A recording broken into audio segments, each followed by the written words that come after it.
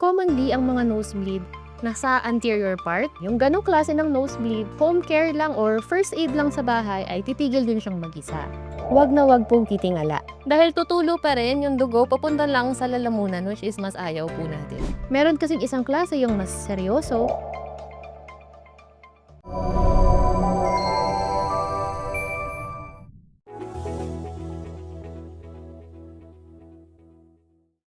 Good day mga kababayan! Welcome sa isa na namang episode ng Medico.ph at ngayon pag-uusapan natin ang isang kondisyon na nangyayari sa karaniwan sa mga bata At yun ang tinatawag na balingoy-ngoy, pero kung hindi mo alam yon, katulad ni Doc Lian, hindi niya masyadong sure kung ano yon ang tinatawag rin sa English na nosebleed o yung dumudugo yung ilong. Sa Kapampangan, dito kung saan namin sinushoot sa Pampanga, balangingi. Yun ang alam ni Doc Bien na term. Di ba? Close enough. So, In my defense. lagi kong naririnig yung balingoy-ngoy dati sa bubble gum kina Michael B. Glutathione. Sikat ang glutathione sa Pilipinas bilang pampaputi. Pero alam ba ninyo na napakadaming benepisyo nito sa ating kalusugan? Ito ay tumutulong sa pag-detoxify ng ating atay, pangpalakas ng immune system, pangpigil sa cancer at diabetes at iba pa. Kaya nga, rekomendado ng mga doktor ang ganitong klaseng supplement. Kaya lang, sa dami ng ibinibentang glutathione ngayon, mahirap sabihin kung alin ang legit at alin ang hindi legit. Marami ngayon hindi alam kung lisensyado ng FDA at kung saan nanggagaling. Pag di nag-ingat, maaring hindi epektibo o delikado sa inyong kalusugan. Kung naghahanap ng original, mabisa at ligtas na glutathione, paki-check ang store.medical.ph sa inyong browser or iscan ang QR code sa inyong screen.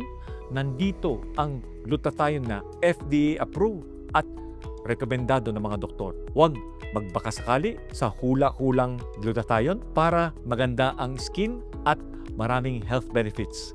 Dumiretso sa store.medical.ph.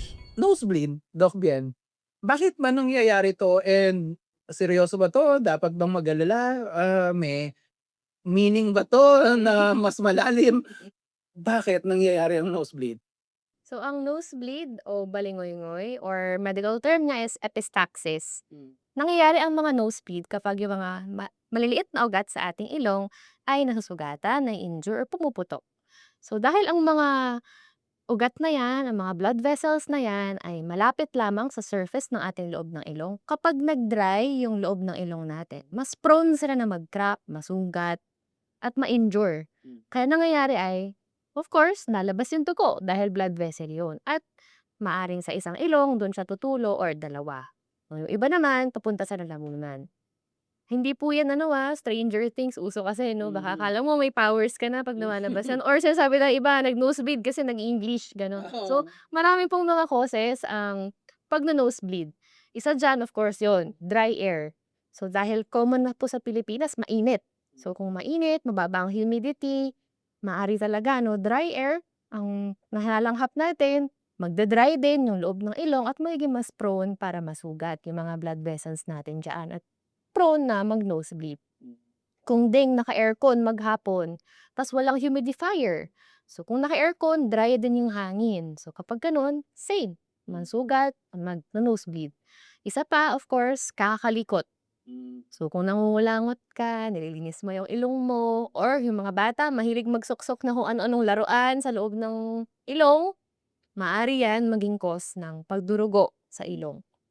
Isa pa diyan kung malakas ang pagbahing. So, medyo nahiya ka, bumahing ka, nakasara yung bibig. So, lahat ng force nasa ilong.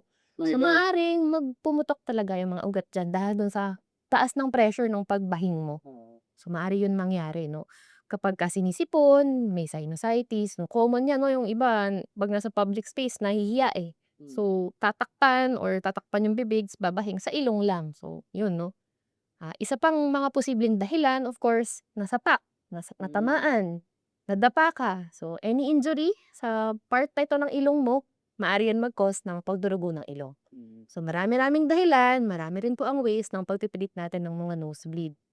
Pero wag pong ikatakot dahil commonly ang mga nosebleed nasa anterior part o yung harapang bahagi ng ilong. Yung ganong klase ng nosebleed, home care lang or first aid lang sa bahay ay titigil din siyang mag-isa.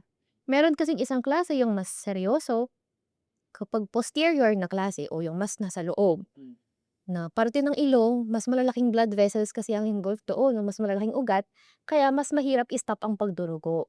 Madalas, sumudugo na ang ilong, umaabot din hanggang lalamunan, kaya nalulunok pati yung dugo or maaring mag-cause na mahirapan huminga, mas mahirap patigilin yung pagdurugo dahil nandoon sa may bantang likuran na parte ng o loob ng ilong. So, kapag ganun, emergency po yun, no? Na kung pakiramdam nyo ay marami na ang dugong lumalabas, hindi siya tumitigil, dapat ay magpa-check up na agad. So, So, yun yung difference nila. Yung anterior, yung sa medyo labas lang, Mm. kumbaga, konti lang. Pero, At mag-isa rin siyang titigil dahil maliliit lang naman yung mga blood vessels diyaan, 'no, mabilis mo Oo. siyang mapapatigil. Pero kung yung bandang loob, mas malalaking blood vessels, of course 'di mo na 'yan abot, mas mahirap patigilin yung pagdurugo. at kung feeding nung tao, napupunta na ba sa throat niya? Gano'n? Dahil kadalasan dahil nasa bandang likuran 'yan, mas malapit 'yan sa lalamunan. So imbes na sa ilong, madalas nalulunok nila 'yan. At kapag nalunok natin ang dugo, maaring mairita ang ating tiyan, mairita yung lalamunan, magsusuka ka. So, wag pong lulunukin yung dugo, 'no, kasi kahit yung common na nosebleed kung tumingala ka, of course napupunta yun sa lalamunan mo dahil konektado ang ating ilong at bibig. So, kahit yung nosebleed na nasa harapan, kung tumingala ka, nalunok mo yung dugo, maaari yan mangyari sa'yo, maaari kang sumuka dahil doon. Though yan itong posterior, well, personally, ngayon ko lang Mm. narinig 'to, medyo nakakatakot na yung pagkaka-describe mo. Ano ba siya, condition siya in itself or sintomas ba siya ng ibang sakit? Maaari siyang maging simptomas kaakibat ng mga iba pang impeksyon tulad ng sinusitis. So, kung meron kang mga mas malalang impeksyon o kaya ay injury, common yan injuries, 'no, maaring tinamaan, aksidente, kaya mas malaking blood vessels yung mga na-involve, 'no. Case to case basis, maaring may bukol na nandoon kaya nag-cause ng pagdurugo. So, at pagkapunit ng mga blood vessels na yon, 'no. So, kapagka gano'n ay madalas marami talaga yung dugo, hindi siya yung simple na tumutulo lang. So, marami ang pagdurugo dahil nga mas malalaki yung mga blood vessel. Pero kapag gano'n, dapat lang po ay magpunta agad ng emergency room. Yung na-mention mong bukol, ano ba yan, sa mga may tumor ba yun? 'No, dahil ang isa pa sa mga dahilan kung bakit posibleng magkaroon ng pagdurugo ng ilong ay kung meron tayong mga bukol sa ilong. Maaaring ito ay mga polyps, maaaring, malalaking bukol, maaaring cancer, maaaring mga benign na tumor na maaaring magdugo ng mag-isa dahil yun, 'no, mismong yun ang nagdurugo o kaya ay dahil dun sa bukol natatamaan yung mga ibang mga ugat at maaaring mag-cause ng pagkapunit ng mga ugat na yun kaya yun ang dudugo.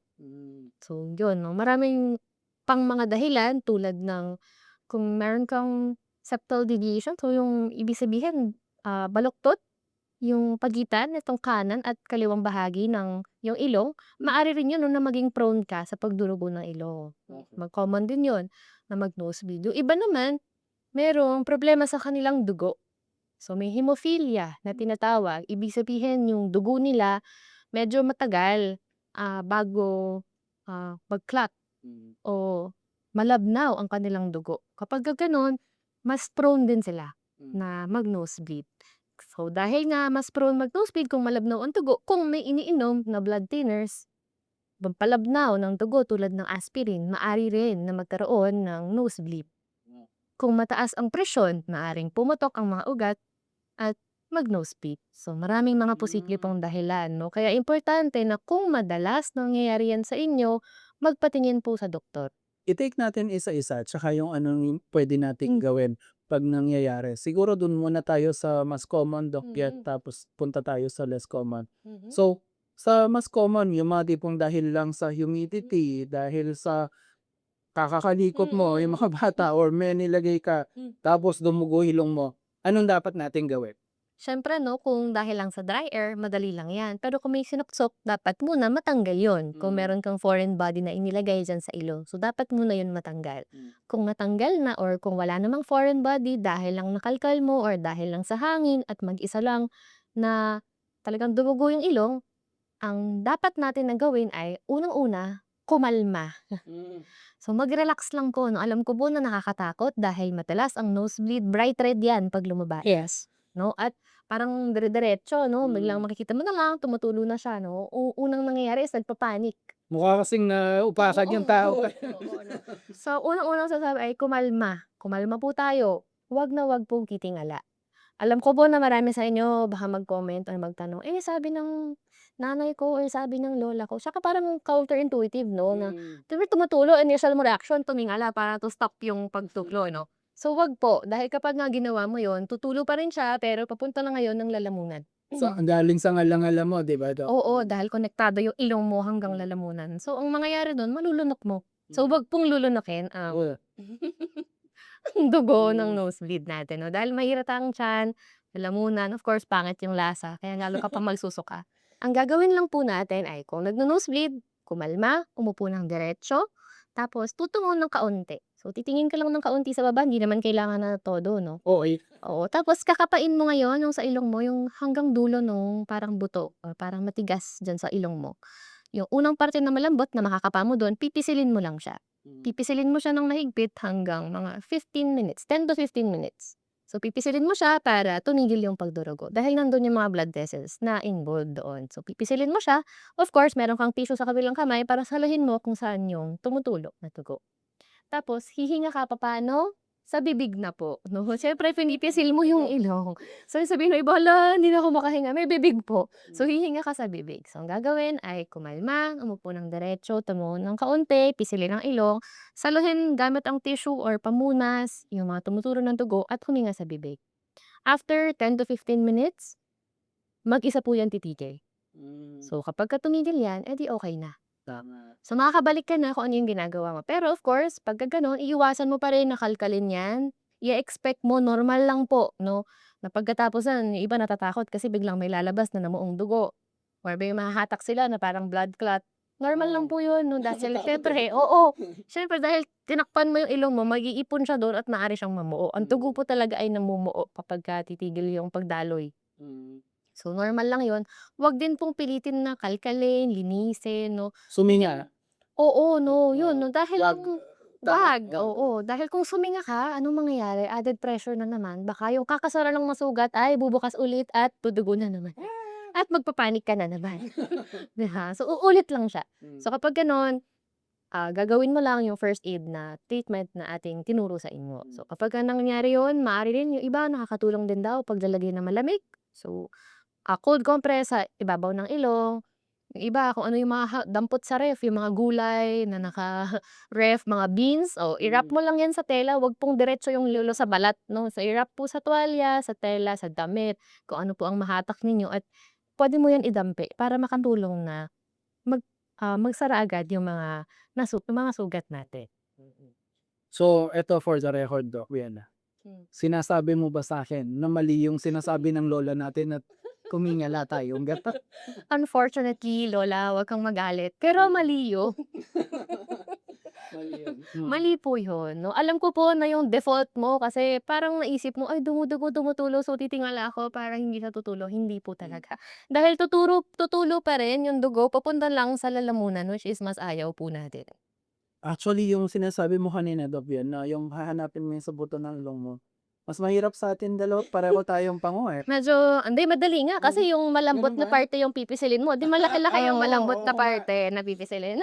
Isa na namang pamana ng lola namin sa'min. Anyway, yung sa next, ito yun yung medyo mas simple, 'di ba? Yung sa hangin or may foreign object or nasugatan sa loob. Mukhang fairly simple naman as long as 'wag kang mag-panic, 'di ba?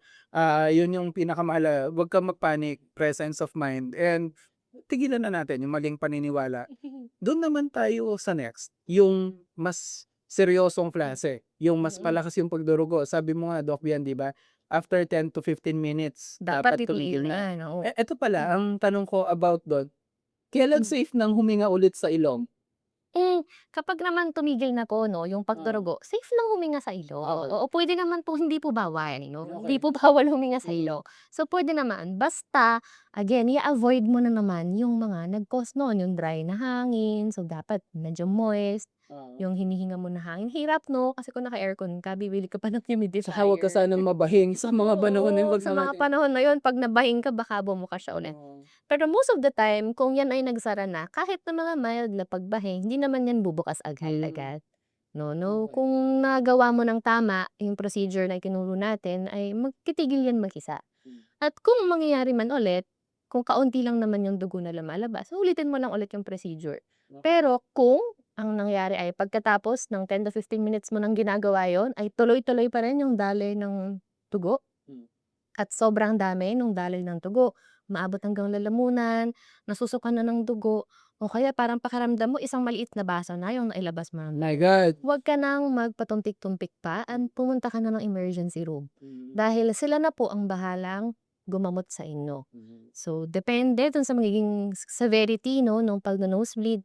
Maaring nasal packing, so magpapahok sila ng mga gasa sa loob ng ilong para maitigil yung pagdaloy ng dugo. Yung iba naman baka kailangan ng cautery. So, kapagka gano'n, para masara yung blood vessel na apektado, doon na sa ospital gagawin yun para maisara yung mga ugat. Yung iba Yan naman, cautery ba, Doc Bian, nila-laser yon? o maaring chemical o kaya laser or electrocautery. Tama. Parang sa Parang ano, parang pino-burn, sa balat. parang warts, oo, yun. So, Oo. parang sa balat. So, susunugin ng kaunti para magsara, magtigil yung pagdurugo. Yung iba naman may chemical na ilalagay para magsara yung ugat at para tumigil yung pagdurugo. Yung iba, kapag talagang hindi tumitigil kahit na nagko-cautery pa, malakas yung daloy ng dugo, maaaring i-ligate o kumbaga tatanggalin yung parte na dumudugo o isasara yung mismong ugat para tumigil na yung pagdurugo. Yung iba ay na-admit pa dahil kailangan obserbahan, silipin kung bakit nagkaroon ng gano'ng pagdurugo. So, yun 'no, kapagka naman nagpunta po kayo, nagkonsulta, gagawin naman po nila yun para sa inyo. So, tatanungin gaano kadalas, yun ang kumbaga i-set natin yung expectation nila 'no. Pagka nagpakonsulta po kayo, of course tatanungin sa inyo, kailan pa yan nangyari, gaano yan kadalas, gaano karaming dugo yung lumalabas tuwing nangyayari yan sa inyo, or kung first time at kung massive yung pagdurugo, gaano katagal na dumudugo at kung ginawa na ba yung mga first aid na dapat na gawin. At depende doon, baka mag-request sila ng mga iba-ibang mga diagnostic test. Maaring silitin yan, gagamit ng maliit na camera para silipin yung loob ng ilong. Maari rin tumbasan yan ng CT scan, mga X-ray imaging, para makita yung buong loob ng ilong. So, depende sa magiging makikita nila ang magiging treatment po sa inyo. Yun, medyo mahaba na yan. So, hindi na natin iisa-isahin. Sabi nga ni Doc Bien, minsan may polyp, minsan may bukol sa loob. Ah, worst case scenario siguro, yung cancerous siya, minsan benign lang naman, no, Doc? And may iba pa, yun nga, yung hemophilia, which yung dugo mo yung May may problema. Mas manipis, tama Um, ba, than ah, usual? ang dugo nila ay kumbaga nagkakaroon ng kakulangan sa pagka-clot, Sa clotting. pamumuo. So, nahihirapan ang dugo nila na mamuo. So, kumbaga kapag nasugat sila, magtutuloy-tuloy ang pagdurugo. Okay. So, yun, mga may hemophilia na sakit. Sabi nga ni Doc yan, mas prone sila. So, kung hindi ka pa na-diagnose nun, baka dun makita kung madalas talaga, no, Doc yan. And anong doktor, pag kung napansin natin, parang every now and then, dinudugo yung ilong ko, kahit adult na ako, anong doktor pupuntahan ko? Sa family doctor mo muna ba or diretso na ako sa ENT? Of course, maaari ka pa rin magpakonsulta sa iyong family physician at kung kinakailangan na i-refer ka sa ENT, i-refer ka naman nila. Maaari naman na dumiretso ka sa ENT kung talagang madalas na o kung tulad nun yung marami ang pagdurugo. No? Kung marami ang pagdurugo, emergency room agad. No? At sila nang bahalang tumawag ng ENT para sa atin. No? So yung mga ENT, sila po ang espesyalista sa parte ng ilong. So sila na po ang bahalang tumingin, mag-diagnose at gumawa ng treatment plan para sa ating pagdurugo ng ilong. So, yun. Siguro, Doc Bien, very important to emphasize, no, na yung continuous yung bleeding tsaka marami, emergency case Yes, yan. emergency case. Kung pagkatapos pong gawin ninyo yung first aid, no, yung mga 10 to 15 minutes ng pagpisil ng ilong, tapos hindi pa rin siya tumitigil, pumunta na po agad. Huwag nang antayin na mahilo kayo, mawalan ng malay, o dumami pa yung lumalabas na dugo. Dahil importante po sa mga ganitong kaso na maging maagap. Kung mas maaga kayong pupunta sa ospital, mas maiiwasan po natin yung mga komplikasyon. Okay. So, yun, wag tayong magdalawang isip kung matagal na at marami. Kasi nga, medyo masama naman mapahamak ka na parang nalunod ka sa sarili mong dugo, di ba? Bukod sa, well, mahal yon kung magagamot ka, kung matutuluyan ka, mas malala. Pero, nakakahiya rin na yun ang maging cause ng katapusan mo. At susunod na rin pala kung injury ang dahilan ng pagdurugo ng ilong, so dapat din po ay magpa-check up din agad, so wag na rin patagalin. Pero sabi nga ni Doc Bian, yan yung mga uncommon, Mm. 'di ba? Madalang na yung mga ganyan. Mm. Far more often ang nosebleed may explain ng mga scratches, sugat at may kinalaman lang sa hangin natin. Any parting words sa mga listeners natin, viewers natin, Doc Bian, bago tayo mag-sign off? Ang nosebleeds po ay fairly common at kadalasan naman po ay hindi nakakatakot. Dapat lamang ay alam po natin ang proper na home care at first aid treatment. Pero kung ginawa mo na yon, hindi pa rin talaga nawala yung pagdurugo ng ilong or kung may kaakibat yan na injury o kung marami ang lumalabas sa dugo ay huwag na pong mag-atubili na magpunta sa ating mga emergency room para matignan po agad ng mga doktor. Okay. So, may kaso na very serious itong nosebleed. Meron din naman, wala siya masyadong kahulugan. Ang medyo okay na nosebleed dati, yung kay Anjo Iliana nung nasa palibhasa lalaki pa siya. Yung tipong mga eksena nilang nasa bubong tapos magkakatubuan sila, malalaglag siya, tapos makakabalik siya, tapos dumudugo na ng marami yung ulong. Panalo yun kung batang 90s ka. Medyo yun yung mga treasures ng pagkabata mo. At yun ang maalala mo tungkol sa nosebleed hanggang tumanda ka na. Tulad mo. Tulad ko. Anyway, this has been Glenn, the managing director at resident batang 90s ng Medico.ph, along with our partner in health, resident doctor natin and resource person, Dr. Bian Permela Hadlas, sa ngalan ng aming medical director, Dr. Anthony So. Kami ay magpapaalam muna saying stay happy, stay healthy, and nosebleed free. Bye-bye!